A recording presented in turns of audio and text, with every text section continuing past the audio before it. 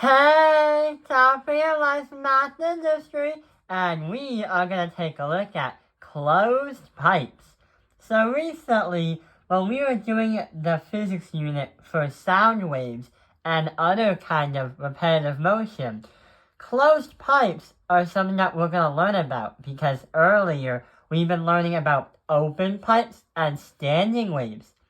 In fact, closed pipes are actually another type of standing wave. Here's the definition. A pipe that literally has an end open and the other end closed. So it's self-explanatory that one end is open, like that, and the other one is closed, like that. When you make a sound into the pipe, what would happen is it's going to make waves until it goes here and neutralizes, but then goes back the same way out as it did in the first place. So, what we're going to try to do is look at different diagrams of all the different harmonics and see what happens. To understand that, we need to remember this. Nodes, which will be depicted in green, are the points where the displacement of an amplitude is 0, and the antinodes are the points that are depicted in the color red. The displacement is the maximum amplitude. So let's get started. So right over here, we have something called a first harmonic closed pipe wave. It doesn't seem to be looking like this one with the standing waves and that one with the open pipe problems. This one is a closed pipe one, like we said earlier in the video. Looks like we have three things that we gotta look out for. The different wavelengths, how many nodes, and how many antinodes there are. So let's count. We have one node. So we're gonna put 1 as n equals 1 in green. We also have 2 antinodes. So what we're going to do is write n equals 2. Now we got to find out how much repetitiveness there actually is. If you trace your line from the node all the way to the antinode, it goes from here to here. So our wave is going to be a fraction of 1 over 4. But why 1 over 4? Well, as we go on the video and learn more about closed pipes, we'll understand why we have 1 over 4 as a fraction from here to there. So let's take a look at the second problem. So here is the second, a third harmonic. Why did we go from a first harmonic to a third harmonic? Why did we do that? Well, let's just try to see what happens. So, our m is going to equal 2 nodes. 1, 2. But also, the number of antinodes is going to stay the same, which is n equals 2. For a third harmonic, if you count how many waves in repetitiveness there actually is, you are going to get a fraction of 3 over 4. So this is getting a little bit suspicious because we don't understand why we have a fraction of 3 over 4 and we have no idea why it's called a third harmonic. Why did we skip the second harmonic? Let's try to do one more and see what happens. So we have the third one down. The fifth harmonic? So let's try to analyze that one. Our m is going to equal the number of nodes 1, 2, 3. So that should be 3. What about the number of antinodes? Well, the antinodes is going to stay the same, which is n equals 2. But we are going to get a fraction of 5 over 4.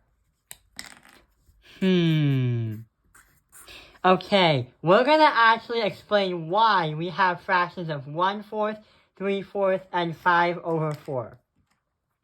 Let's do a little simulation.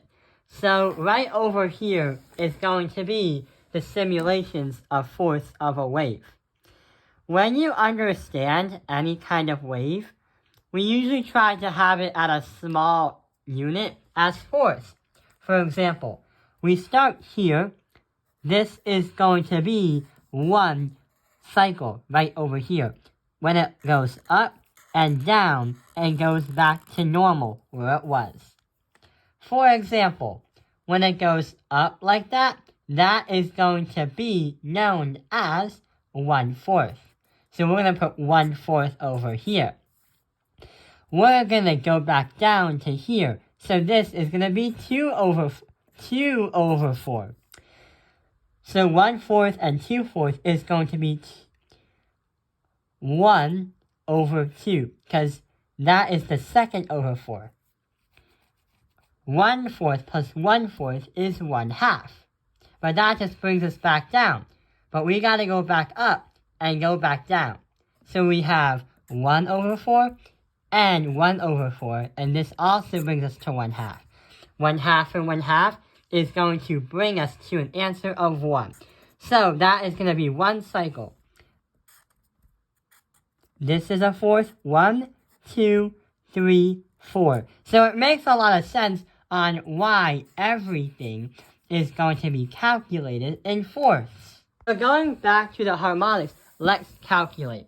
It goes here, and it just goes up. So it makes sense that it's going to be 1 over 4. That's the easy one, because that's a fundamental one. What about the third harmonic? Well, we go up and down and up. So this is going to be 1 over 4, 1 over 4, and 1 over 4, because we go up. That is going to be 1/4 plus 1/4 plus 1/4 is 3 over 4, which makes sense because we go 3/4 of one wave cycle. And not only that, how about the fifth harmonic? We are going to do split.